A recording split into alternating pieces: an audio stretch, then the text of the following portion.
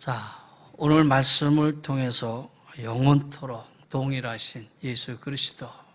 동일하다는 말은 변함이 없다라는 얘기죠. 여러분, 기독교는 오랜 역사를 가지고 있지만은 낡은 종교 사상이 아니에요. 복음은 늘 새로운 것입니다. 이유는 복음은 진리이기 때문이에요. 이 변하지 않음, 이것이 진리의 특성이다라는 거예요.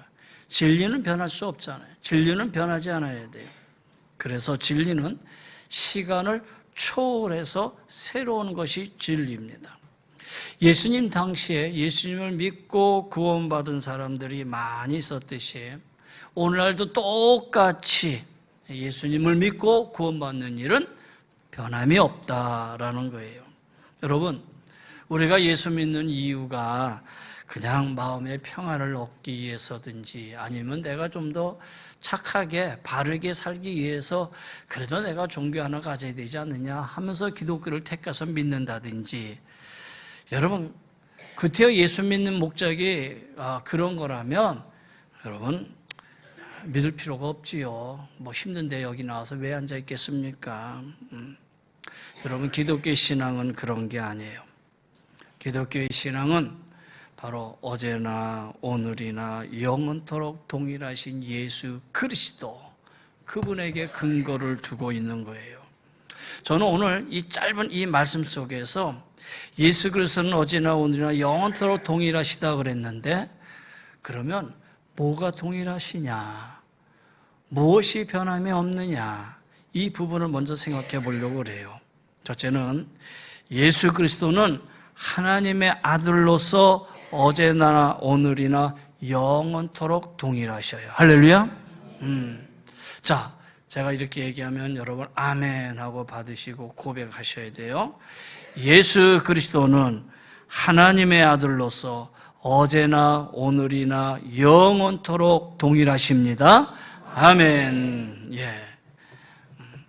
이거는 우리의 믿음의 고백입니다.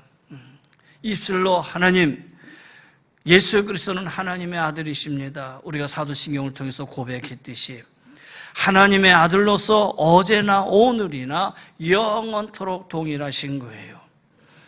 우리가 섬기는 하나님은 옛 신화에나 나오는 신이 아니에요.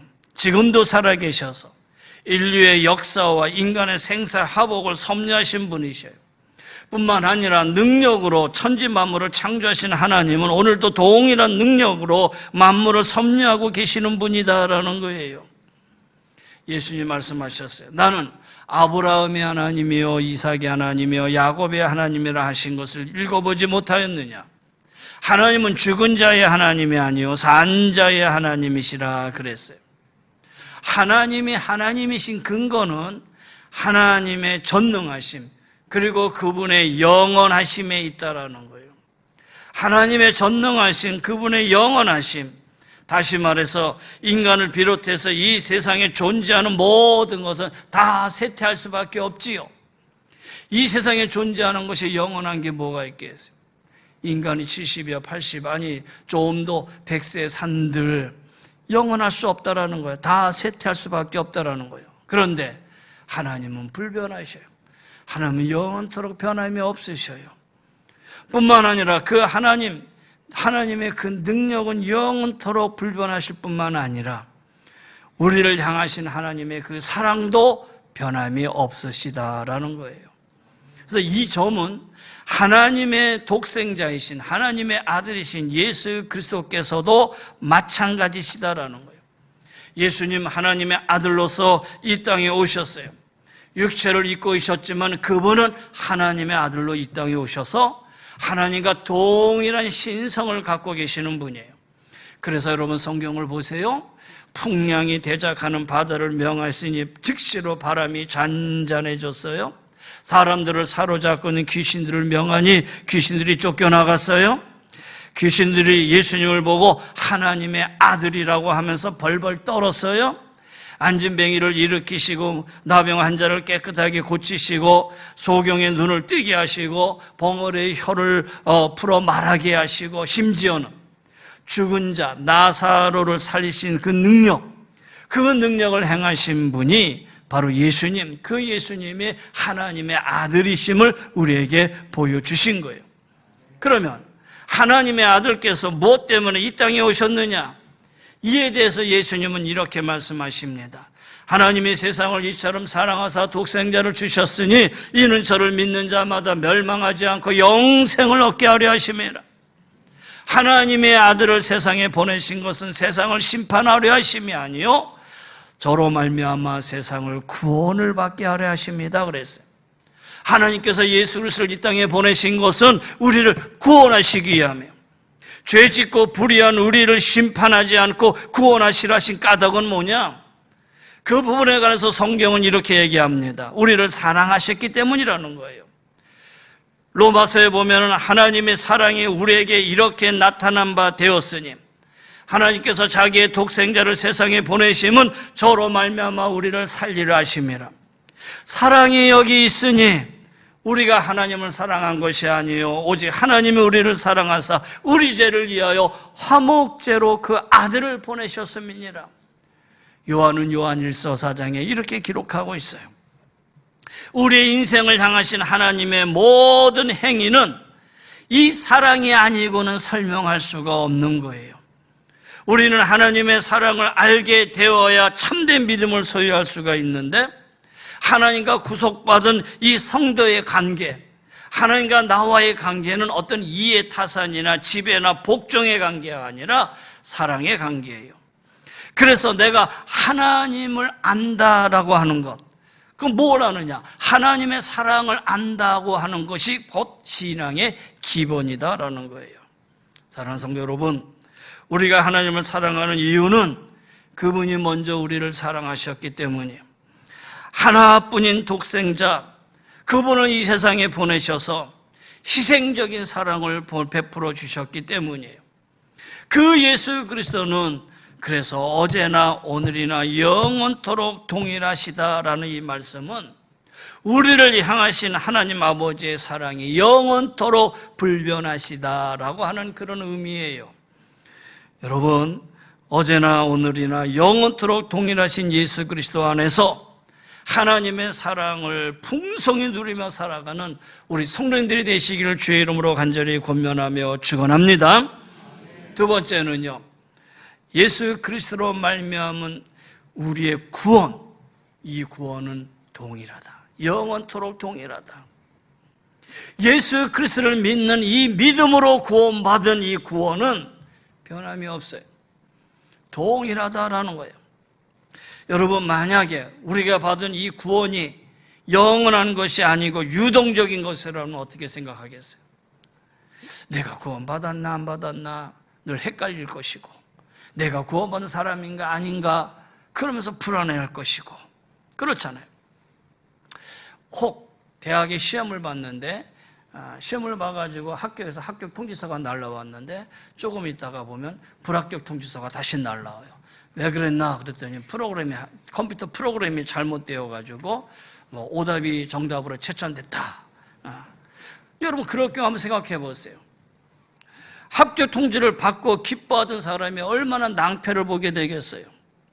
사람이 하는 일이라 때로는 그런 불상사도 일어나게 되는 것이죠. 그러나 우리가 예수 그리스도를 믿는 이 믿음으로 말미암은 이 구원은 절대로 취소되거나 무효화되는 법이 없다라는 거예요. 왜냐? 그분은 어제나 오늘이나 동일하신 영원토록 변함이 없으신 분이기 때문이다라는 거예요. 내가 너희에게 영생을 주노니 영원히 멸망하지 않을 터요 또 저희를 내 손에서 빼앗을 자가 없느니라 그랬어요. 사랑하는 성도 여러분, 예수 그리스도께서 그를 믿는 우리에게 영생 곧 영원한 생명을 주셨음을 믿으시기를 바랍니다. 우리의 구원이 취소될 수 없는 것은 독생자 되신 그분께서 보혈을 흘려 우리를 구속하셨기 때문이라는 이 사실을 여러분 믿으시기를 바랍니다. 예수 그리스도께서 그를 믿는 우리에게 단순히 호의를 베푸신 것이 아니라 자신의 생명을 우리에게 주신 거예요. 그래서 주님과 성도들과의 관계는 생명으로 맺어진 관계예요. 주님과 나와의 관계가 주님의 사랑이라고 그러면, 두 번째는 주님과 나와의 관계는 주님의 생명으로 맺어진 관계다라는 거예요. 그래서 예수님 말씀하셨어요. 나는 선한 목자라. 내가 내 양을 알고 나도 양도 나를 아는 것은 아버지께서 나를 아시고 내가 아버지를 아는 것 같이 나는 양을 위하여 목숨을 버리노라 그랬어요. 골고다 언덕에서 십자가에 달려 모든 걸 다 흘리셨어요. 여러분 생각해 보세요. 나를 위해서 자기 목숨을 버려줄 사람이 있을까 하는 거예요. 부모님들이 자식을 위해 자기 목숨을 희생할 수 있을까? 그런 일이 전혀 없지는 않지만 결코 쉬운 일은 아닌 것이 분명해요. 가끔 신문을 통해서 보면은 죽어가는 사람에게 장기를 이식해 준 사람들 이런 기사를 대할 때마다 야, 참 아름답다. 그런 감동을 받게 되죠.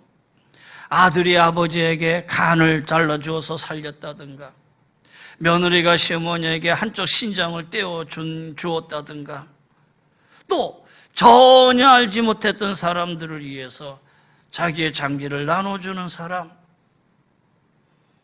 그런 일 너무나 고귀한 일이죠. 흔치 않는 일이에요. 생명을 나누는 일이지요. 다른 사람의 장기를 받아서 생명을 구한 사람, 장기를 준 사람을 생각할 때마다 여러분 얼마나 고맙겠어요.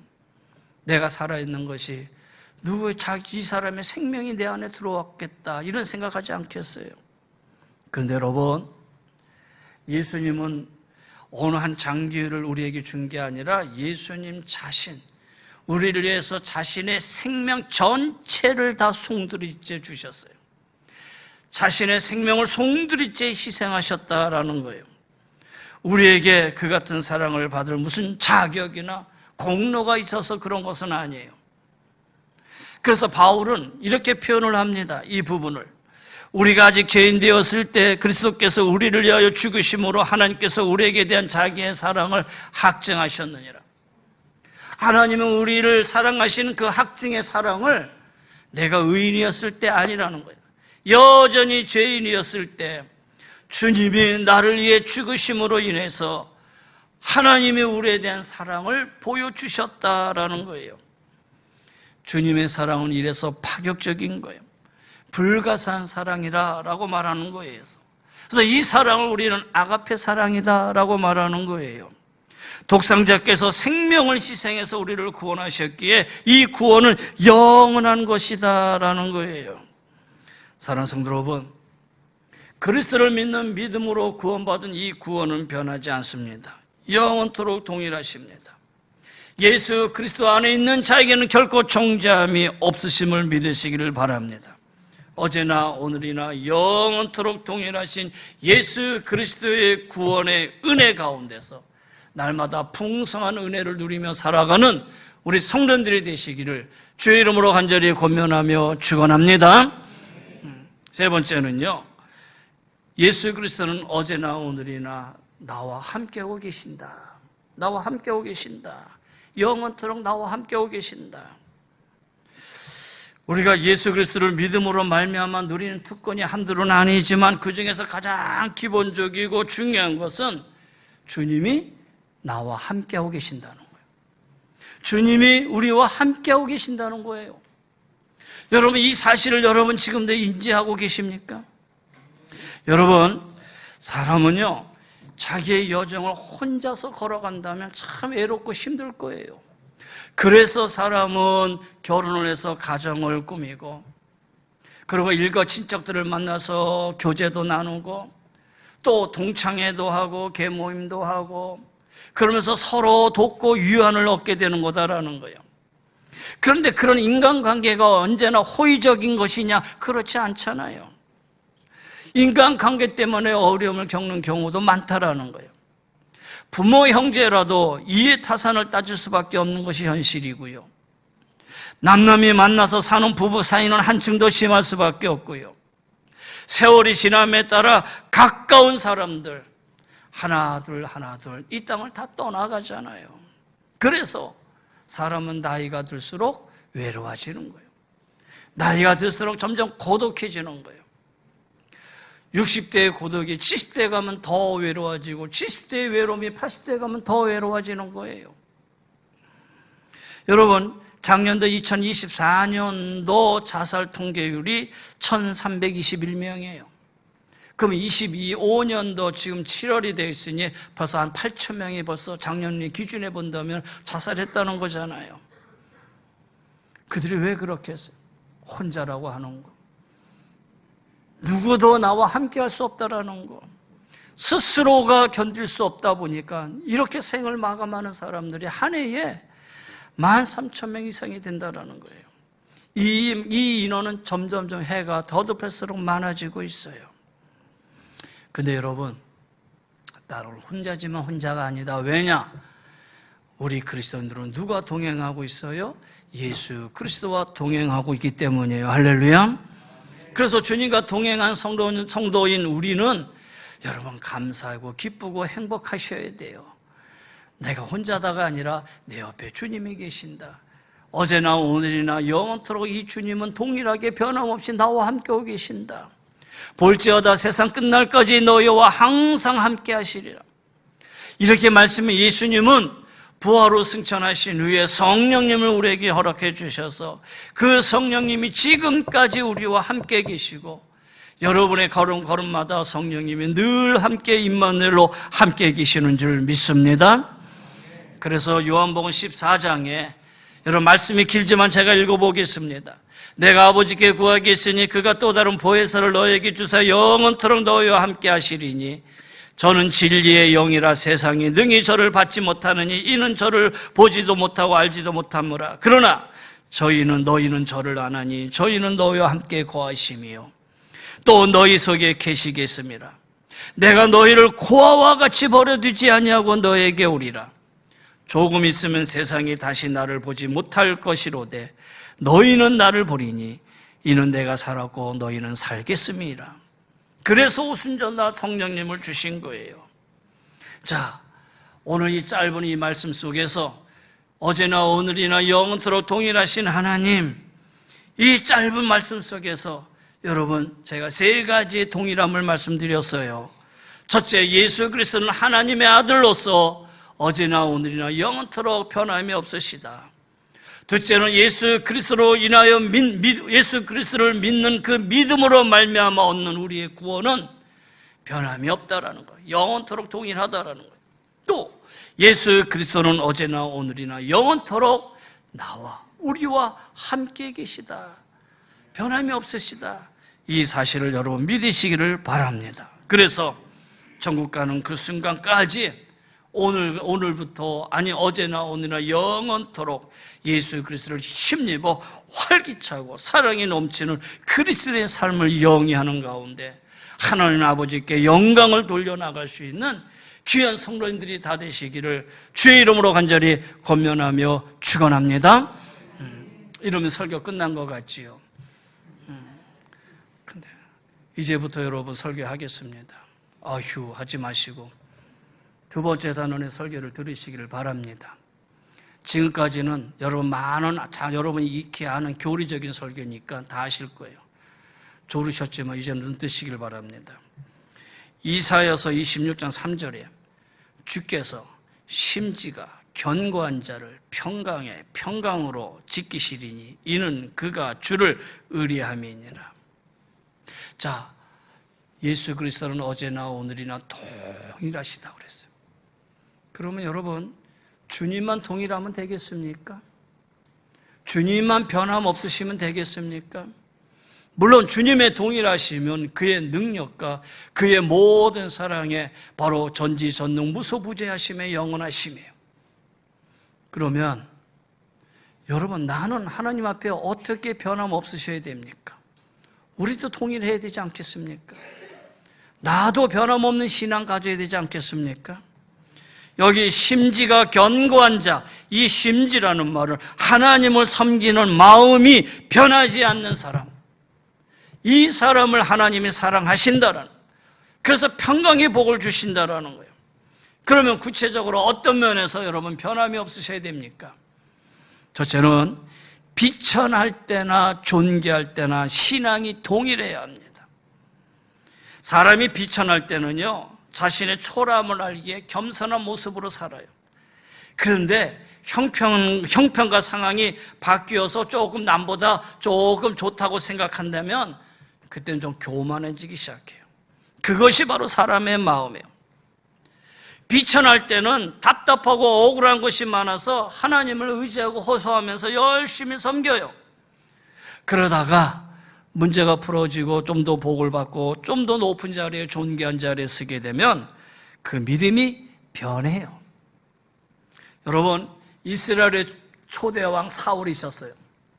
사울은 이름도 없는 가난한 가문이에요. 그것에 태어난 이 사울, 그의 겸손함을 보고 성실함을 보고 하나님이 그를 왕으로 세웠어요. 그런데 왕이 되고 나니까 교만해지기 시작해요. 주변 사람들의 말을 듣지도 않아요.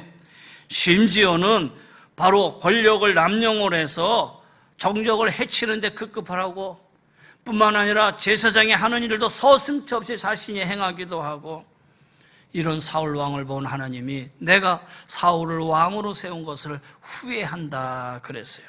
그리고 하나님이 후회하니 하나님의 은총이 사울에게서 떠났어요. 사울에게서 하나님의 은총이 떠나니 사울은 어둠의 세력인 악한 영의 지배를 받게 됐어요. 마치 빛 없는 캄캄한 밤 길 잃고 헤매는 사람처럼 악령이 이끄는 대로 행동하며 살았어요. 사울의 마지막은 비참하고 처참했어요. 여러분, 성경에 나타난 최초의 자살자가 누구냐? 사울입니다. 최초의 사살자인 이 사울, 성경은 이 사울을 이렇게 비참한 모습으로 기록하고 있어요. 그리고 그 영향이 후손들에게 미쳐서 모두 몰락하고 말아요. 여러분, 우리들의 일상생활 속에서도 이런 경우가 혹 있다고 생각해 보세요. 무엇인지 변한다는 거, 이것은 버린다는 거예요. 시장에서 여러분 값비싼 재료를 구입해서 음식을 만들었어요. 그런데 음식 맛이 상했을 경우 어떻게 해요? 아낌없이 버려버립니다. 비싼 가구 제도를 가재도구를 샀어요. 사용하다 보니 그 기능을 제대로 못해요. 고쳐도 되지 않아요. 그럼 어떻게 됩니까? 그냥 재활용으로 그냥 쓰레기통에 던져버리고 만다라는 거예요. 하나님 앞에서 사울이 이런 모습이었어요. 그러면 사울은 이렇게 끝났지만 반대로 그 다음에 왕은 다윗을 세웠어요. 하나님이 다윗을 왕으로 세웠는데 다윗의 신앙 특징은 변함이 없었다는 거예요. 어린 시절에 목동의 때나 왕이 되어서 왕의 신앙이나 그 신앙이 변함없이 한결같았어요. 그래서 내가 이새의 아들 다윗을 만나니 내 마음이 합한 사람이라 내 뜻을 이루겠다, 이렇게 얘기했어요. 다윗은 목동의 때나 왕의 때나 변함없는 신앙을 가졌다라는 거예요. 사랑하는 성도 여러분, 변함없이 하나님을 섬기며 사시기를 바랍니다. 두 번째는 환난 때나 영화로운 때나 신앙이 동일하셔야 돼요. 사람이 살다 보면 환난 때가 어려움 때도 있지요. 그럼 하나님을 원망하기 쉬워요. 또 영화로운 날이 됐어요. 좋은 날이 됐어요. 그러면 마치 자기의 힘과 노력으로 된 것을 생각해요. 그래서 옛말에 잘 되면 제 탓, 나의 탓, 못 되면 조상 탓, 그러잖아요. 잘 되면 다 내가 노력한 것이고 잘못되면 다 남이 잘못한 것이다라는 거예요. 여러분, 구약 성경에 보면 요셉이라는 청년 이야기가 있어요. 기관 운명의 사람이었지요. 아버지의 사랑을 독차지하며 살았지만은 그 나이 17살 때에 바로 형들의 미움과 시기를 받아서 먼 타국 이집트의 노예로 팔려가요. 이집트의 노예로 팔려간 이 요셉은 이집트 장군 보디발의 집에서 이제 종으로서 섬기게 되지요. 온갖 서러움과 모진 고난을 겪어야만 했어요. 때가 되면 하나님께서 이 노예의 처지에서 벗어나게 해주겠지 소망 가운데 열심히 일하면서 인내하면서 하나님을 섬겼어요. 그런데 보디발의 아내가 이 요셉의 건강함을 보고 탐을 내고 유혹을 했어요. 그리고 그 유혹에 억울한 누명을 쓰고 감옥에 갇혀요. 요셉에게는 고난과 억울함의 연속이었어요. 그렇다면 요셉을 보세요. 하나님을 섬기는 일에 변함이 없었어요. 그의 신앙은 조금도 흔들리지 않았어요. 겹겹이 몰아치는 시험의 때가 지나고 이제 노예로 팔려간 나라 애굽에서 총리가 되는 영광의 그날에 오히려 그는 하나님 앞에 감사하면서 그 신앙이 여전히 변함없는 신앙이었다라는 거예요. 바로 왕을 취한 온 나라가 그에게 복종하면서 그를 우러러보았어요. 영광이 크게 달았어요. 이때에도 요셉은 하나님을 섬기는 그 신앙이 변함이 없었어요. 사랑하는 성도 여러분, 환난 때에도 영화로운 때에도 변함없는 신앙 가지시기를 바랍니다. 세 번째는 가난할 때에도 부할 때에도 신앙이 동일해야 됩니다. 여러분 잠언서에 보면 이런 말씀이 있죠. 나로 가난하게도 마옵시고 부하게도 마옵시고 오직 필요한 양식으로 내게 먹이시옵소서. 내가 배불러서 하나님을 모른다 여호와가 누구냐 할까 하며 혹 내가 가난하여 도둑질하고 내 하나님의 이름을 욕되게 할까 두려움이니이다. 제가 좋아하는 말씀 중에 하나입니다. 사실은 너무 가난해서 너무 부유해서 부유하다 보니까는 하나님을 모른다 하고 가난하다 보니까는 혹시 범죄를 통해서 하나님의 영광을 가릴 것 같고 그래서 부하게도 가난하게도 말고 그냥 필요한 양식으로 내게 먹이시옵소서. 여러분 가난할 때는 신한 양심을 지키기가 어렵고 부유할 때의 만능으로 보이는 물질의 힘 앞에서 하나님을 의지하기가 얼마나 어려운 것을 잘 나타내는 말씀 아니에요? 가난은 사회학의 온상이다 이런 말이 있잖아요. 반면에 부유함은 방종의 영양소다라는 말도 있어요. 사람은 가난해도 변화하기 쉽고 부유해도 변화하기 쉬운 것이 사람의 마음, 인간의 마음이다라는 거예요. 그런데 이 가난함과 부유함을 초월해서 하나님을 섬기는 위대한 신앙이 있어요. 성경 구약 성경의 욥기서의 욥의 이야기입니다.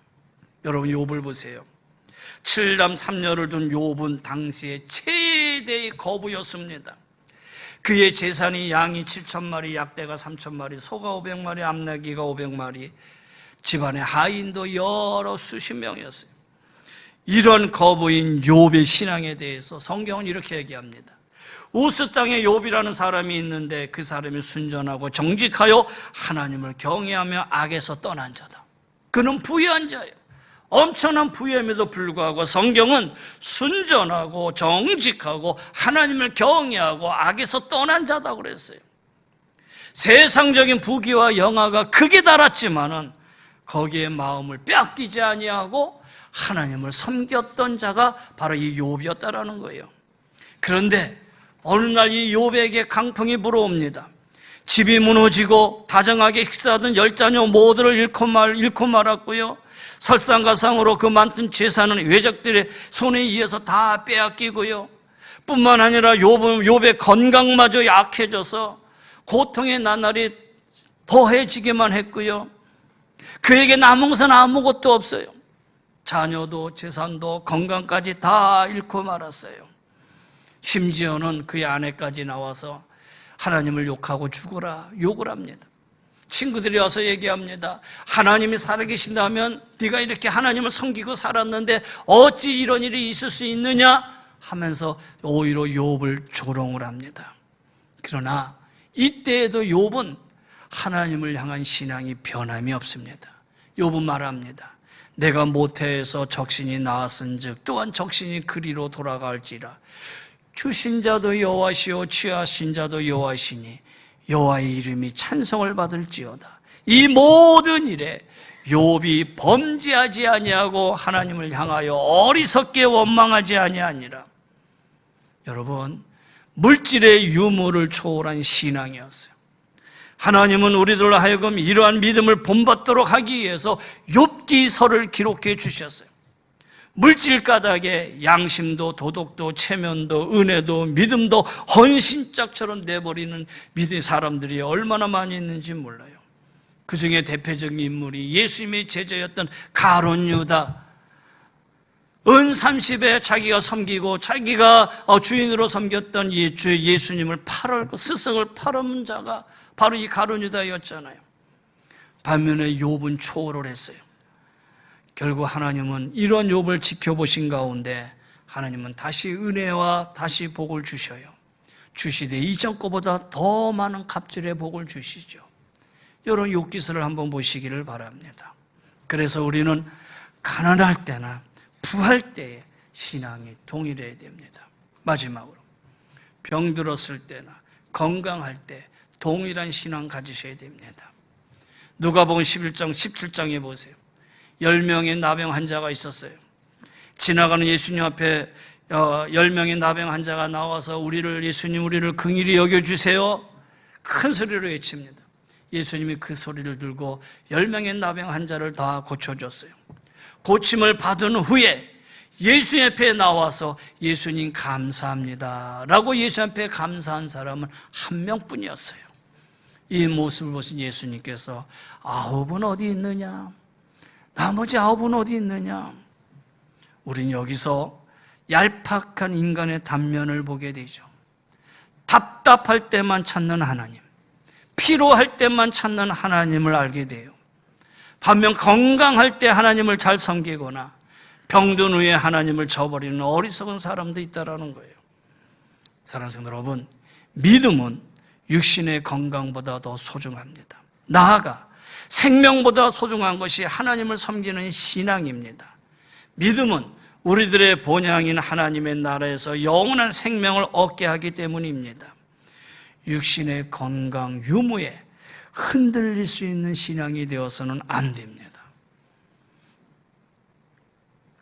이탈리아 밀라노 대성당에 들어가는 문이 3겹으로 되어 있다고 합니다. 각 문마다 아름다운 아치형으로 되어 있고 그 위에는 아치를 가로질러 글씨가 새겨져 있다고 합니다.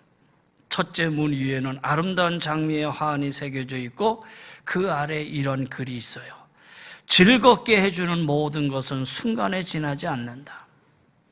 그 다음 두 번째 문 위에 십자가로 조각되어 있고 거기에 있는 글입니다. 우리를 괴롭히는 모든 것을 순간에 지나지 않는다. 그리고 마지막 중앙 예배실로 들어가는 큰 입구에는 영원한 것만이 중요하다, 이렇게 조각되어 있다고 합니다. 사랑하는 성도 여러분, 사람에게 즐거움을 주는 존귀와 영화, 부귀와 건강은 장미꽃처럼 순간에 지나지 않습니다. 사람에게 괴로움을 주는 비천함과 환난함과 가난함과 질병, 십자가 또한 순간에 지나지 않는 거예요. 그러나 하나님을 섬기는 믿음은 영원한 곳으로 우리를 인도합니다. 히브리서 오늘 13장 8절 말씀, 예수 그리스도는 어제나 오늘이나 동일하신 분이십니다. 주님은 하나님의 아들로서 변함이 없으신 분이고 주님을 믿는 그 믿음으로 구원받는 것은 변함이 없는 겁니다. 그리고 우리와 늘 함께해 주시는 그 예수님 변함이 없습니다. 그렇다면 여러분 주님 앞에 변함없는 믿음 신앙 가져야 되지 않겠습니까? 그렇다면 여러분 건강할 때나 병들할 때 변함없는 신앙 가지시기를 바랍니다. 가난할 때나 부할 때도 동일한 변함없는 신앙 되시기를 바랍니다. 뿐만 아니라 비천할 때나 존귀할 때도 변함없는 신앙인이 되시기를 바랍니다. 환난 때나 영화로운 때에도 변함없는 신앙인들이 되시기를 바랍니다. 이제 7월, 8월 무더위가 시작이 되면서 힘들어질 이때더라도 여러분 연초 연말에 갔던 우리의 믿음과 신앙이 8월, 7, 8월의 한가위 무더위 속에서도 변함없는 믿음과 신앙을 가지고 동일하신 그 예수님, 그 하나님 앞에 우리의 믿음도 흔들림 없이 나아갈 수 있는 귀한 믿음의 삶들이 되시기를 주의 이름으로 간절히 권면하며 축원합니다. 하나님은 이러한 신앙인을 사랑하시고 하나님은 이러한 신앙인에게 풍성한 은혜와 넘치는 복을 주실 줄을 믿습니다. 믿음으로 승리하는 우리 모든 성도님들 다 되시기를 주의 이름으로 간절히 권면하며 축원합니다.